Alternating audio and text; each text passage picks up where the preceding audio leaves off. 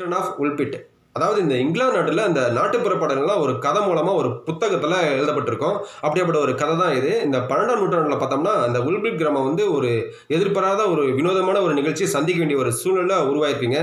கிட்டத்தட்ட பார்த்தோம்னா ஒரு 7லேருந்து 8 வயசு தக்க ஒரு பையனும் ஒரு பொண்ணும் உடல் முழுக்க ஒரு பச்சை நிறத்தில் வானத்திலிருந்து இந்த உல்பிட் கிராம இந்த எல்லையில் விழுந்ததாகவும் சொல்லப்படுதுங்க. அதை அங்கிருந்த மக்கள் வந்து ஒரு வியப்பாக போய் பார்த்துருக்குறாங்க. அவங்களையும் கேட்டிருக்கிறாங்க, நீங்கள் எங்கேருந்து வரீங்க, எதுக்காக வந்தீங்க அப்படின்னு கேட்டோன்னா அவங்களும் ஒரு ஒரு வகையான அந்த ஃப்ளமிஷ் மொழியில் பேசணுன்னா இவங்களுக்கு ஒரு பரிச்சயம் இல்லாத ஒரு மொழினால இவங்களால அண்டர்ஸ்டாண்ட் பண்ணிக்க முடியலைங்க, புரிஞ்சிக்க முடியல. அந்த ஊர்லேயே வாழ்ந்து வந்த ரிச்சர்ட்சன் என்பவர் தான் இவங்களை வந்து கூட்டிகிட்டு போய் தங்க இடமும் கொடுக்குறாரு, சாப்பிட்றதுக்கு சாப்பாடும் கொடுக்குறாரு.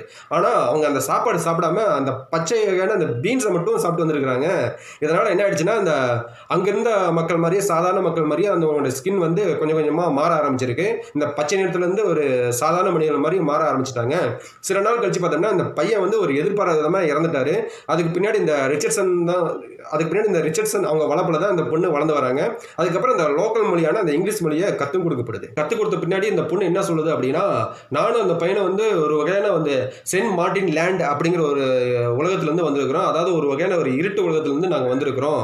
ஒரு நாள் என்ன ஆயிடுச்சு, எங்கள் அப்பா வந்து மாட்டுத்தொழுவத்தில் வேலை செஞ்சுட்டு இருந்தாரு. அந்த மாட்டுத்தொழுவ பக்கத்தில் பார்த்தோம்னா மிகப்பெரிய ஒரு குகை இருந்திருக்குங்க. அந்த குகையிலேருந்து ஒரு சவுண்டு வர ஆரம்பிச்சுது. உடனே நாங்கள் அதை போய் கேட்கலான்னு சொல்லிட்டு நானும் அந்த பையனை வந்து போய் பார்த்தோம்.